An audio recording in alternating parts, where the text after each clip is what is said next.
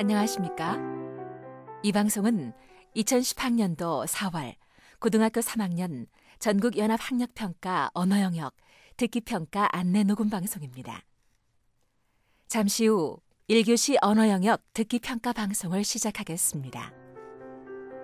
수험생 여러분은 편안한 마음으로 방송에 귀를 기울여 주시고 방송 담당 선생님께서는 스피커의 음량을 알맞게 조정하여 주십시오.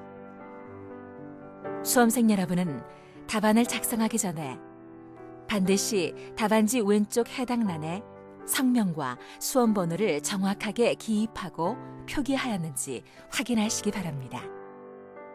듣기 평가 문제는 1번부터 5번까지입니다. 방송을 잘 듣고 문제지에 있는 5개의 답안지 중에서 맞는 답 하나만 골라 답안지의 해당 란에 바르게 표기하십시오. 그러면 지금부터 1교시 언어영역 듣기평가를 시작하겠습니다. 1번부터 5번까지는 듣고 답하는 문제입니다. 방송을 잘 듣고 답을 하시기 바랍니다. 듣는 내용은 한 번만 방송됩니다. 1번.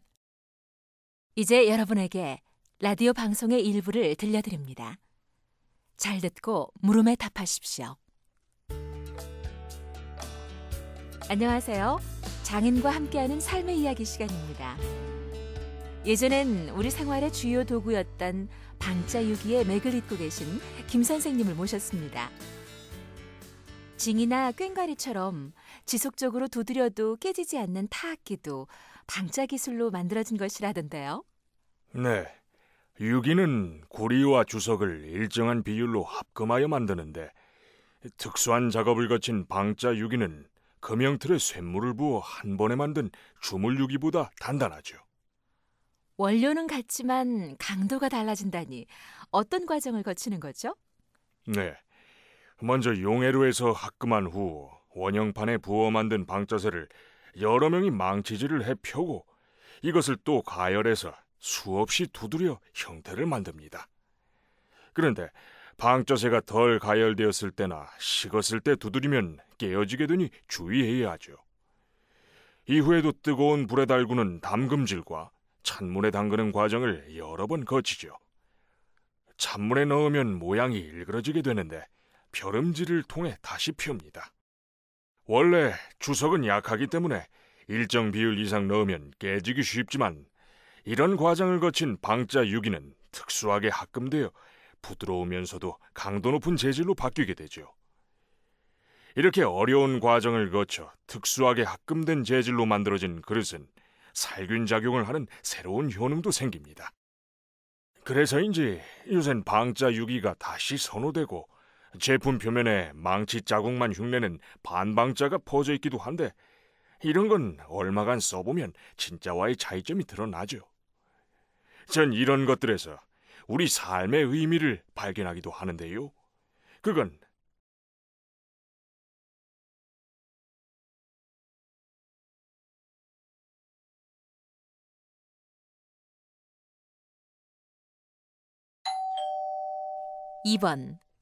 이번에는 대화의 일부를 들려드립니다. 잘 듣고 물음에 답하십시오. 민지야, 아빠가 쌍육이란 전통놀이를 재구성한 용호 쌍육이라는 재밌는 놀이 하나 가르쳐줄까? 용호 쌍육이요? 그건 어떻게 하는 건데요? 말판을 보렴. 여기 출발점과 도착점이 있지? 먼저 6칸의 출발점에 자신의 말을 2개씩 올려놓은 다음 2개의 주사위를 던져 나온 숫자만큼 말을 앞으로 이동시켜 도착점까지 갔다가 돌아오게 하는 거란다. 자, 말판을 봐.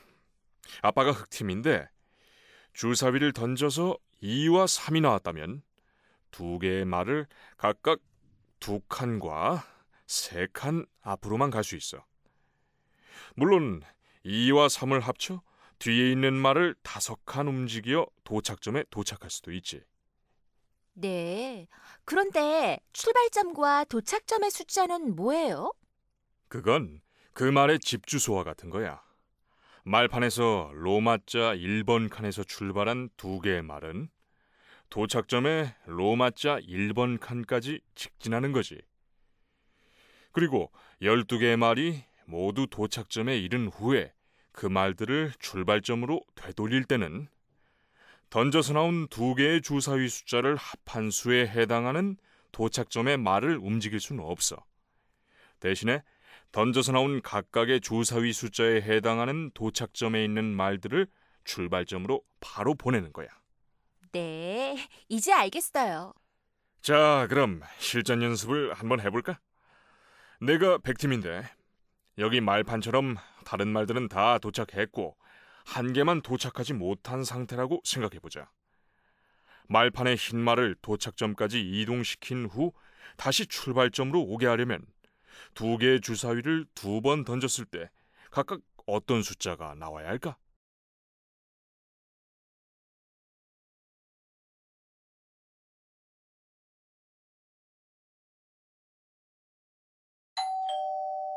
삼 번. 이번에는 강연을 들려드립니다. 잘 듣고 물음에 답하십시오. 오늘은 면역의 역사에 대해 말씀드리려 합니다. 고대 그리스에서는 패스트가 퍼졌을 때 이 병에 걸렸다가 나은 사람만이 환자를 간호하였다고 합니다. 치료법을 몰랐지만 특정 병균에 감염되었다 회복된 환자는 그 병원체에 대한 저항력, 즉 면역이 생긴다는 것을 안 것이죠. 18세기 말 영국의 제너는 우두에 감염되었던 사람은 일생 동안 천연두에 걸리지 않는다고 전해지는 말을 토대로 소의 고름을 한 소년에게 접종하여 천연두의 예방법을 발견했습니다. 그러나 19세기 중반까지는 면역의 원리를 규명하는 효과적인 실험 방법이 제대로 마련되지 못했습니다. 파스테르는 약한 콜레라균을 주사하여 면역력이 생긴 닭들은 더 이상 콜레라를 앓지 않는다는 사실을 알았습니다. 약한 병원균이 특정 개체 내에서 면역 반응을 일으킨다는 사실을 밝혀내서 백신 접종으로 전염병을 예방하는 방법을 일반화시킨 거죠. 그렇지만 그도 이러한 반응이 어떠한 원리에 의해 일어나는지 명확하게 규명하지는 못했습니다. 그러다가 베링은 병에 대한 개체의 면역은 병원균이 생성하는 독소를 중화하는 물질, 즉 항체에 의해 일어난다는 사실을 밝혔습니다. 우리 몸속에 들어온 병원체가 만든 독소를 항체가 중화시킨다는 것이죠. 이후 파이퍼는 면역력이 생긴 동물의 혈청과 콜레라균을 동시에 주입하는 실험을 통해 면역 항체가 균을 죽이는 역할도 한다는 것을 밝혀냈습니다.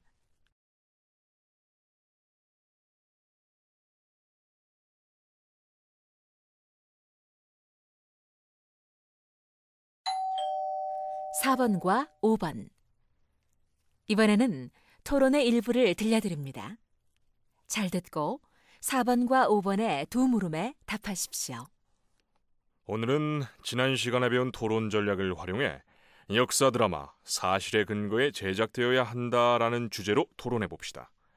먼저 찬성 측부터 입론하세요. 한 시민단체에서 설문조사 결과를 발표했는데요. 응답자의 60%가 역사 드라마의 내용을 사실로 인식하고 있었어요.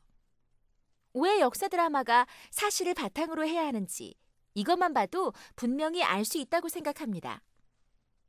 얼마 전 조선시대 음악가를 소재로 한 드라마가 전통 음악에 대한 관심을 크게 불러일으켰던 적이 있었죠.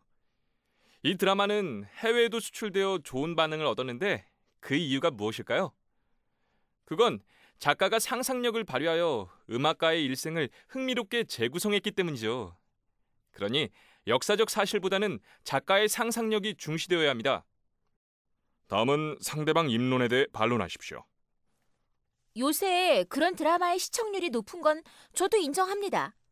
하지만 지나치게 흥미를 추구하다 보면 역사를 왜곡할 수 있다는 게 문제죠. 방금 말씀하신 드라마도 멜로드라마처럼 각색하다 보니 역사적 인물들의 삶이 사실과는 다르게 그려지기도 했고요. 앞에서 제시하신 설문조사 결과는 저도 보았는데요. 드라마 작가가 흥미를 위해 역사를 재구성해도 되는가라는 설문에는 긍정적인 의견이 더 많았습니다. 설문 내용 중 본인에게 유리한 항목만 제시하신 건 아닙니까? 역사 드라마도 드라마일 뿐입니다. 시청자들이 역사를 배우려고 역사 드라마를 보는 건 아닙니다. 자, 이제 최종 발언을 하십시오.